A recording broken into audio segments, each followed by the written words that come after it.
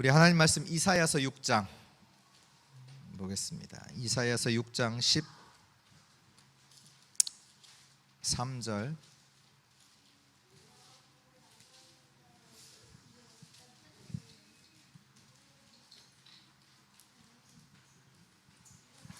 이사야서 6장 13절 우리 같이 읽겠습니다. 그 중에 10분의 1이 아직 남아있을지라도 이것도 황폐하게 될 것이나 밤나무와 상수리나무가 배임을 당하여도 그 그루터기는 남아있는 것 같이 거룩한 씨가 이 땅의 그루터기니라 하시더라.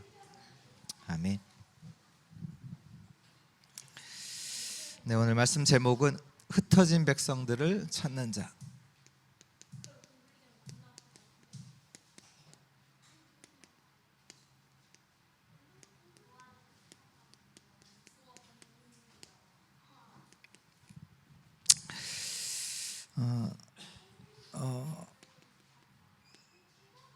하나님께서 왜 어려움을 주시느냐?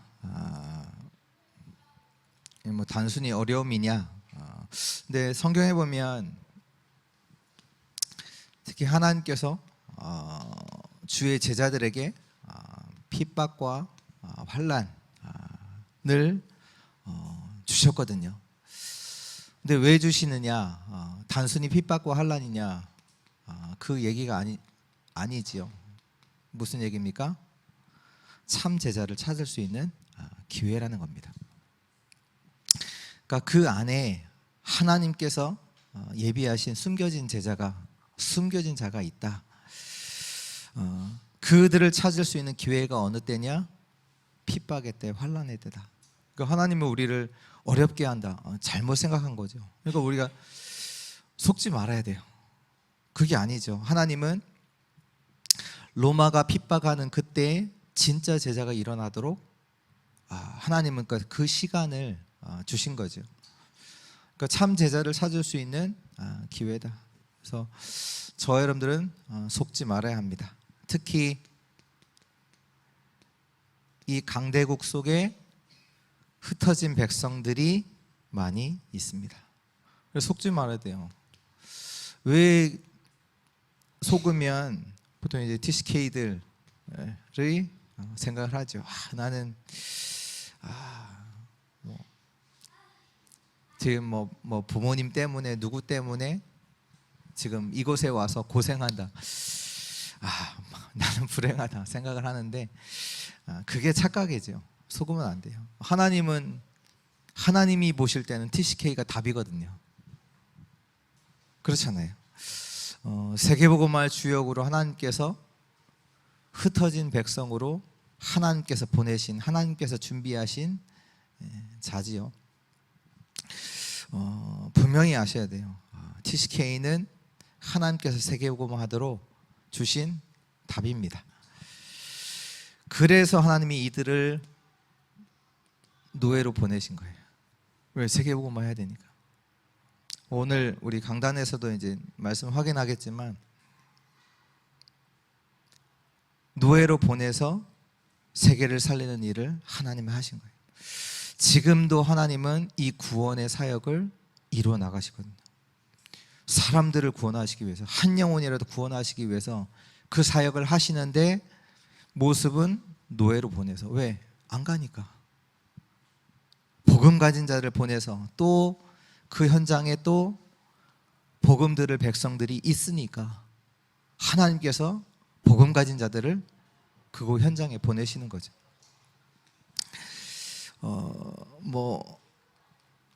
모습은 이주민으로, 또 아니면 난민으로, 아니면 유학생, 근데 모습은 이럴지라도 이 속에 하나님께서 숨겨놓으신 제자들이 있습니다. 그걸 봐야 돼요. 그래서 이들을 누구라 하느냐? 남은 자라고 하잖아요. 남은 자, 흩어진 자. 하나님께서 복음 받도록 복음 가진 남은 자들을 준비하셨죠. 근데 이들의 모습이 성경에 보면 나그네처럼 보이기도 하고요. 흩어진 자처럼 보이기도 하고요.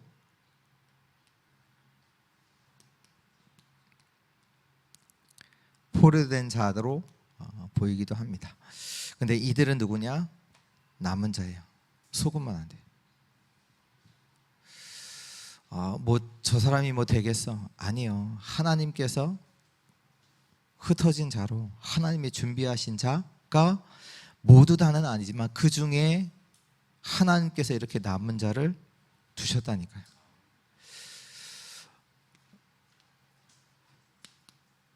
하나님의 계획이 있죠. 그냥 남은 자로 있느냐? 아니요. 하나님께서 능력을 주셔서 이들을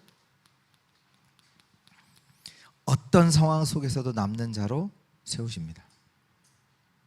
하나님이 능력 주셔서 또 이들을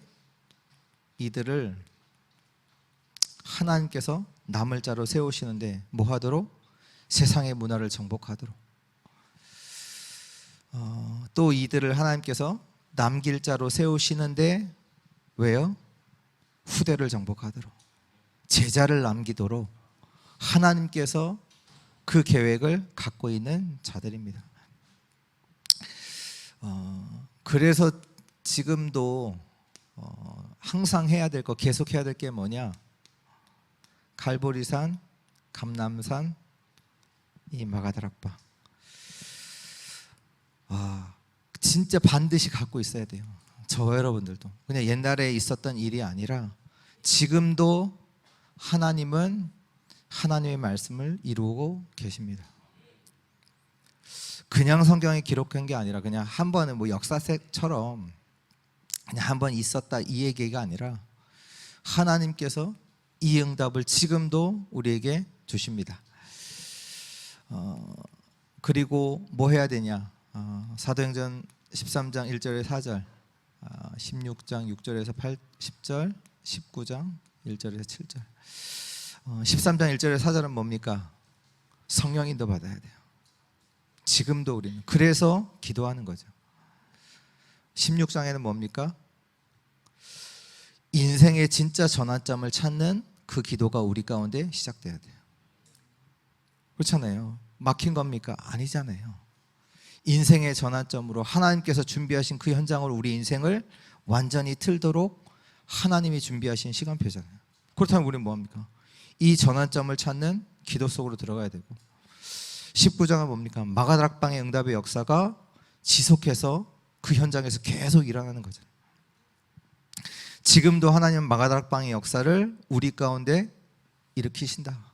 그렇다면 그 역사 속으로 우리가 기도 속으로 당연히 들어가야 되겠죠. 사도 바울이 한 게 뭡니까? 회당, 뭐 저자, 뭐 서원, 후대를 키우는 거죠. 그리고 이 속에서 하나님께서 하신 일이 단순히 이 정도가 아니라 이 속에서 왔던 응답이 뭡니까? 세계복음화 237. 이 이후에 가는 현장마다 치유의 역사가 일어났고, 이걸 통해서 서밋, 다른 말로 제자죠. 이 일이 일어났습니다. 그러니까 결국은 우리가 항상 해야 될 게 뭐냐면 237 치유 서밋입니다. 그래서 새로운 용어가 아니라 당연히 성경에 나왔던 하나님이 약속하신 그 응답을 저와 여러분들이 누리는 것은 당연한 겁니다. 절대적인 겁니다.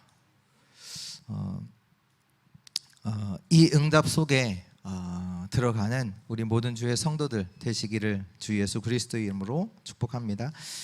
우리 같이 한번 기도하겠습니다. 오늘 하나님께서 세상 살리도록 나를 복음 가진 남은 자로 불러주셨습니다.